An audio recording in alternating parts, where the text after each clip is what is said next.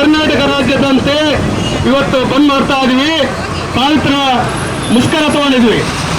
ಇವತ್ತು ರೈತರು ಬೆಳೆದ ಬೆಲೆಗೆ ರೈತ ಬೆಳೆದಿರ್ತಾನೆ ಅವರಿಗೆ ಸ್ವಾಮಿನಾಥನ್ ವರದಿ ಪ್ರಕಾರ 50% ಸಬ್ಸಿಡಿ ಕೊಡಬೇಕು. ಇವತ್ತು SKM ಕರೆ ನೀಡಿರತಕ್ಕಂತ ರಾಷ್ಟ್ರವ್ಯಾಪಿ ಒಂದು ಹೋರಾಟ ಹಾಕೊಂಡಿದ್ದೀವಿ. ಈ ಸಂದರ್ಭದಲ್ಲಿ ಕೂಡ ಬಳ್ಳಾರಿಯಲ್ಲಿ ಎಲ್ಲ ಕಾರ್ಯಕರ್ತರು, ಕಾರ್ಮಿಕರು, ರೈತರು, ಎಲ್ಲ ವರ್ಗದ ಜನರು ಇವತ್ತು ಬೀದಿನಲ್ಲಿ ನಿಂತ್ಕೊಂಡು ಹೋರಾಟ ಮಾಡ್ತಾ ಇದ್ದೀವಿ.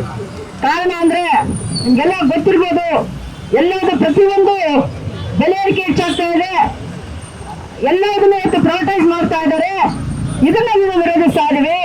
ಅದೇ ರೀತಿ ಜಾಗತೀಕರಣ, ಖಾಸಗೀಕರಣ, ಉದಾರೀಕರಣ ನೀತಿಗಳು ಬಂದ ಮೇಲೆ ಇಡೀ ದೇಶದಲ್ಲೂ ಕೂಡ ಯಾವುದೇ ಉದ್ಯೋಗ ಭದ್ರತೆ ಅನ್ನೋದು ಇವತ್ತು ಇಲ್ಲ. ಇದನ್ನು ನಾವು ಪ್ರಶ್ನೆ ಮಾಡೋದಕ್ಕೆ ನಾವು ಬೀದಿನಲ್ಲಿ ಬಂದ CTU ಮತ್ತು SKM ನೇತೃತ್ವದಲ್ಲಿ ಈ ಒಂದು ಅಖಿಲ ಭಾರತ ಮುಷ್ಕರದ ಅಂಗವಾಗಿ DC ಕಚೇರಿ ಮುಂದೆ ಒಂದು ಪ್ರತಿಭಟನೆ ಮಾಡ್ತಾ ಇದ್ದೀವಿ.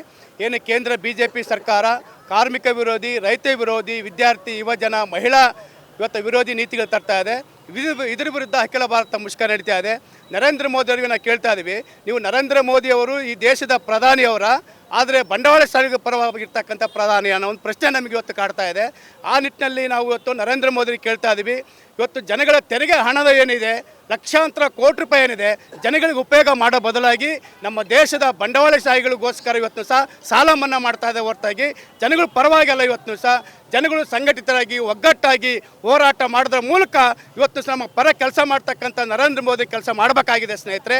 ಆ ಹಿನ್ನೆಲೆಯಲ್ಲಿ ಅಖಿಲ ಭಾರತ ಮುಷ್ಕರ ಇಡೀ ದೇಶಾದ್ಯಂತ ನಡೀತಾ ಇದೆ.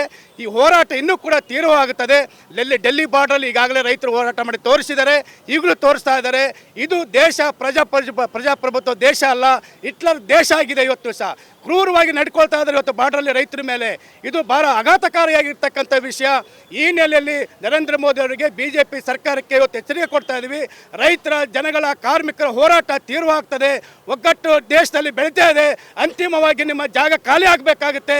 ನಮ್ಮ ದೇಶದಲ್ಲಿ ಬಂಡವಾಳಶಾಹಿ ವ್ಯವಸ್ಥೆ ಕಿತ್ತೆಸೆದು ಸಮಾಜವಾದ ವ್ಯವಸ್ಥೆ ತರೋದಕ್ಕೆ ಕಾರ್ಮಿಕರು ದೃಢವಾಗಿ ಸಂಕಲ್ಪ ತೊಡ್ತಾರೆ ಅಂತೇಳಿ ಈ ಸಂದರ್ಭದಲ್ಲಿ ಕೇಳ್ಕೊಳ್ತಾ ಇದ್ರಿ.